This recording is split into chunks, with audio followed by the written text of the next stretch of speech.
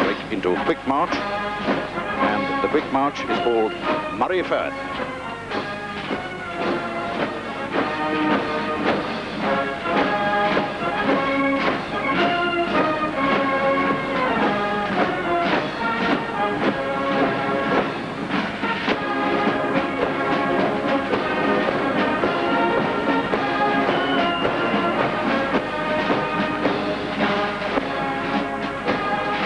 The side drummer who's left the mass bands is Sergeant Woods. He's 33, leading drummer of the 1st Battalion of Scots Guards. He served in 15 countries abroad, taking part in his 4th birthday parade. He will take up a position to the right of the escort. When the bands stop playing, the Guards regiment still use the traditional drum rather than bugle for calls. It will be the signal for the officers to take post and part 3 of the parade, the trooping of the colour, to begin.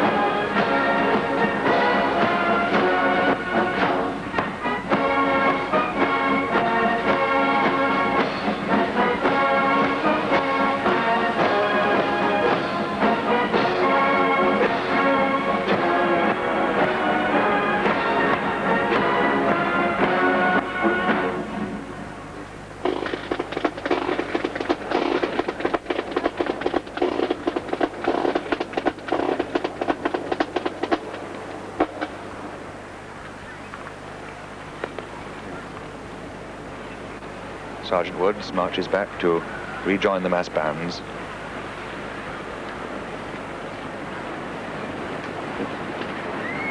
By tapping the drummer's call, he's given the signal for the escort for the colour to prepare to march forward to the centre of the parade.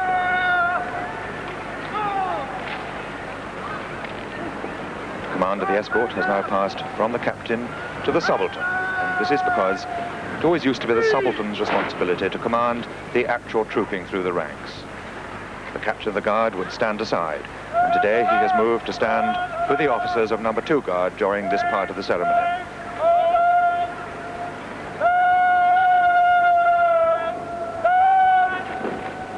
The escort take up their dressing in place order before marching forward. The escort now commanded by Lieutenant John Treadwell, normally the signals officer of the battalion. A big moment for him, and for the ensign, who will carry the colour, 2nd Lieutenant Tom Fitzherbert. He wears the white colour belt over his tunic.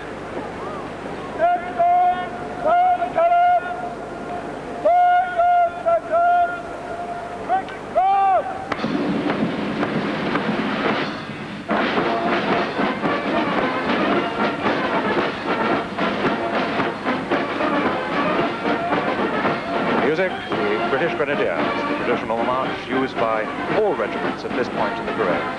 This is because the right flank company in each battalion used to be a grenadier company, and in the modern ceremony, the escort for the colour is always on the right of the line. The escort are completing a left form to bring them across the centre of the parade ground. The form is a movement used much in this parade to change direction. It's much more practical than a wheel when marching in line or on a large frontage.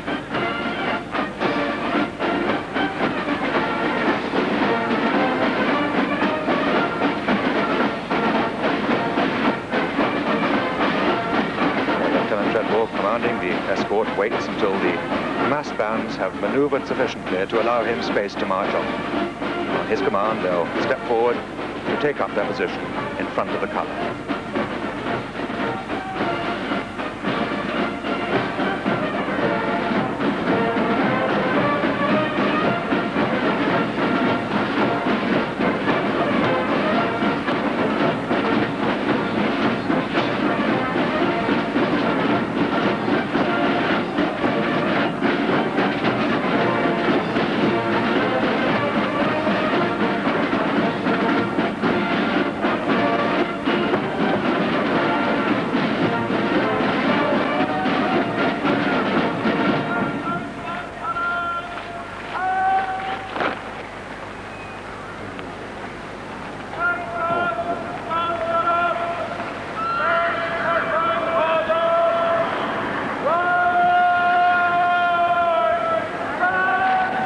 The escort now take up their dressing in open order. These are the final adjustments before the very focal moment in the parade, the handing over of the colour. As soon as the dressing is complete, the field officer will give the order for the remainder of the parade to shoulder arms.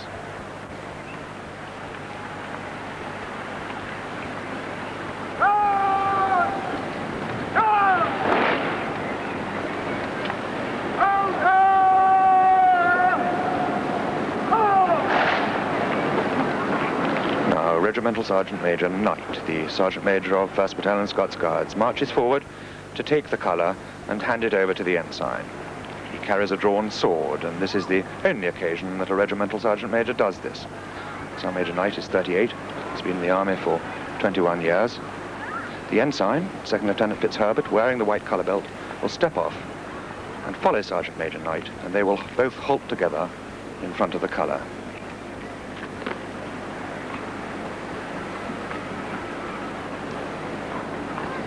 After the colour has been handed over, the escort, called escort to the colour for the first time, will present arms. And a point to notice here is that the 4 flank men will turn outwards to symbolise the escort's all-round protection for the colour.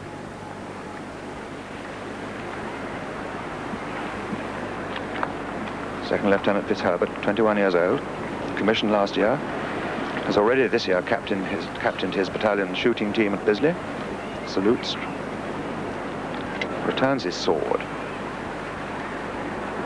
and receives the colour from the Sergeant Major.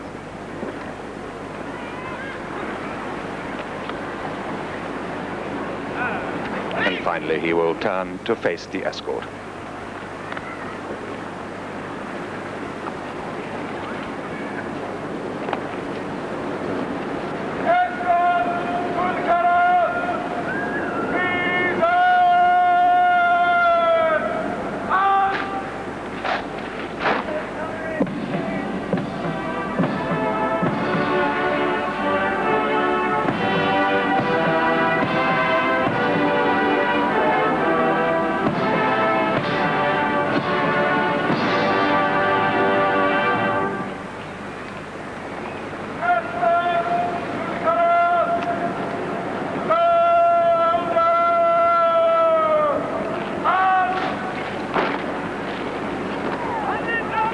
Now for everyone to return to their right positions before they slow march forward to start the ceremony of trooping the colour through the ranks.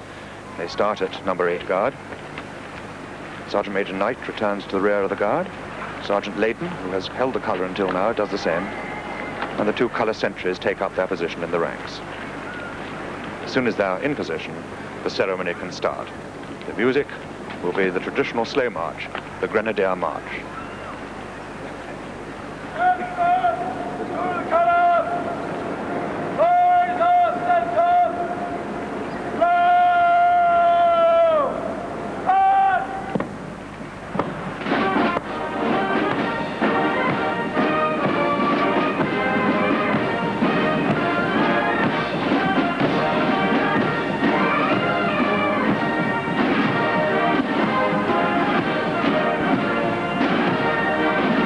Bands and drums now completing an interesting and unique moment known as the spin wheel. It's used to change the direction of the band through 90 degrees in a very limited space. A different maneuver is made by each of the 360 musicians.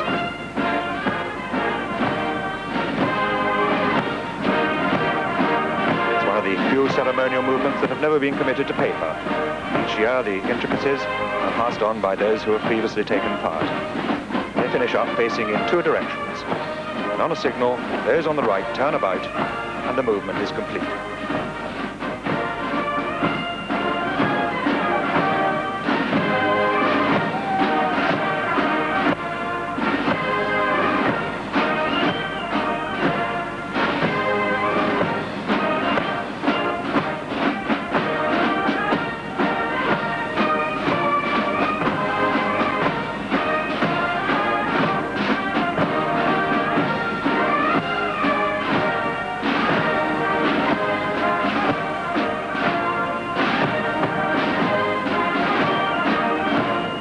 break in the music to allow the field officer to order the parade to present arms as the colour approaches the line.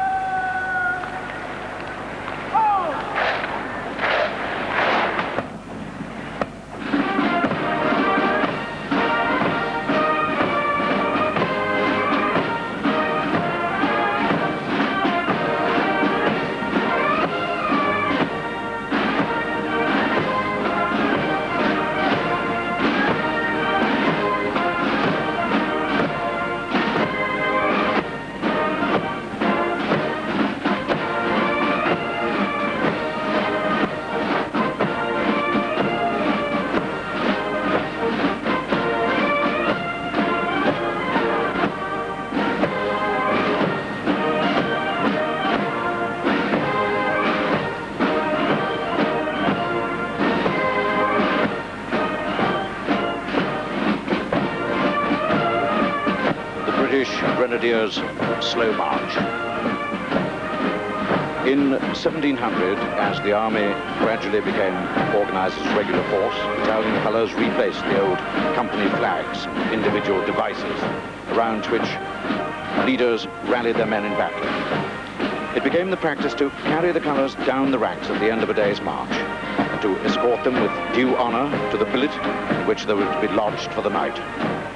The lodging became the place of assembly for the troops in a sudden emergency. So the colour was first paraded and then hung in a doorway or a window to mark out the battalion headquarters and alarm post in a strange town. Lodging the colour differed little from today's ceremony.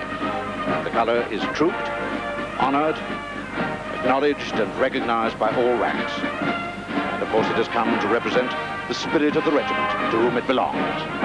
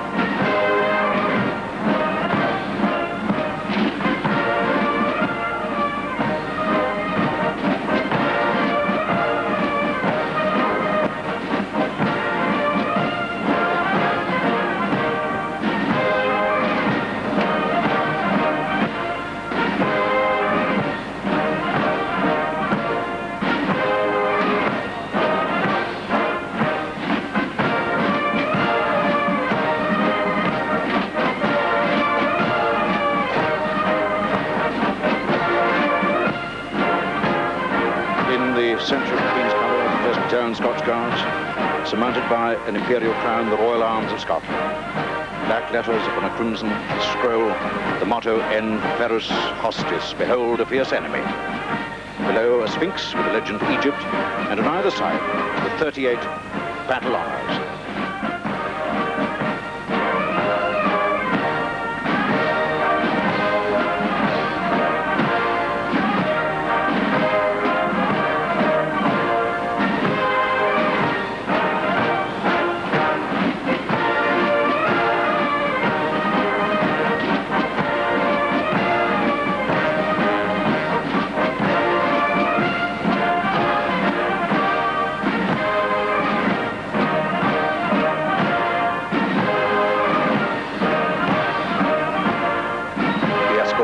Return to their position on the right of the line. The captain of the escort, Major Michael Burton, who you will remember has stood with number 2 guard since the drummer's call, has stepped off to reassume command of the escort. When they are in position, they will halt, turn to their front, and take up their dressing.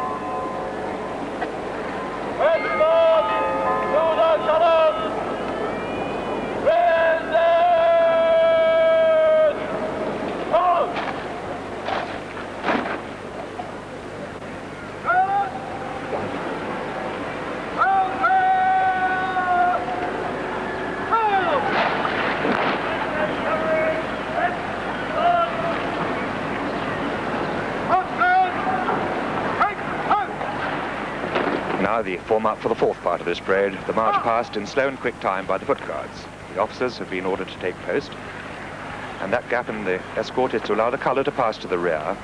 Only the captains of each guard remain in front.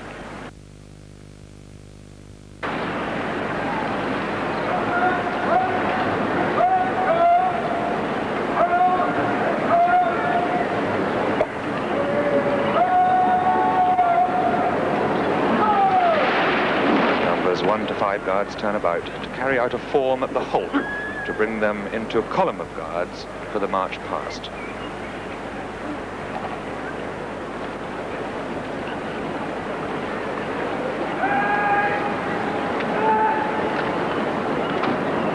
Markers steady.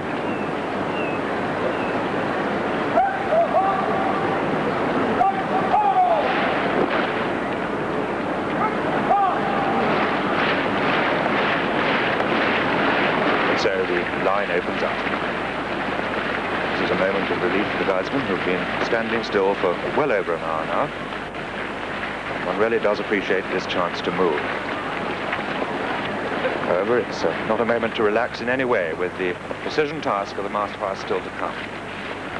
It's a marvelous experience marching with a large body of men, and to keep that line of 35 men straight is a precision task that requires concentration and confidence.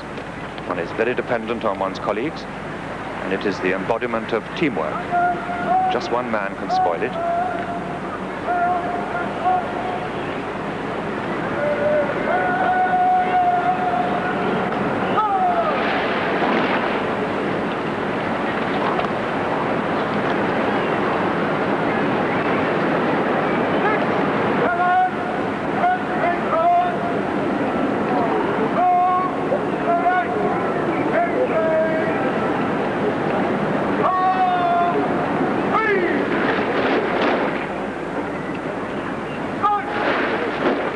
Orders those on the Admiralty side of the parade, number 6, 7 and 8 guards, to turn to their right.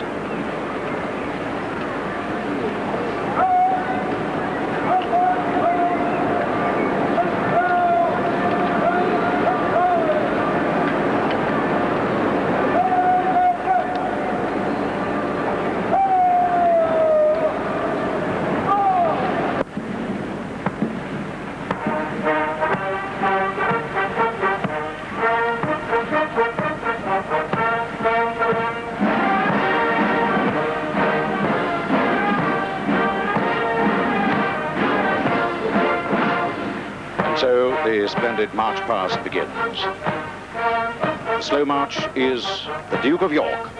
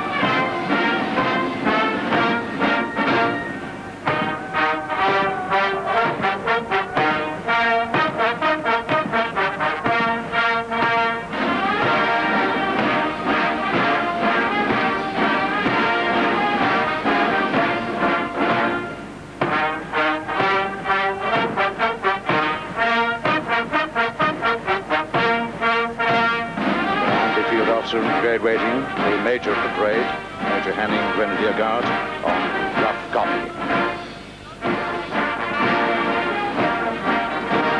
And as you watch all these immaculate lines of scarlet, it is worth remembering that this parade ground is by no means even, and indeed there is a distinct drop from the northeast corner to the southwest.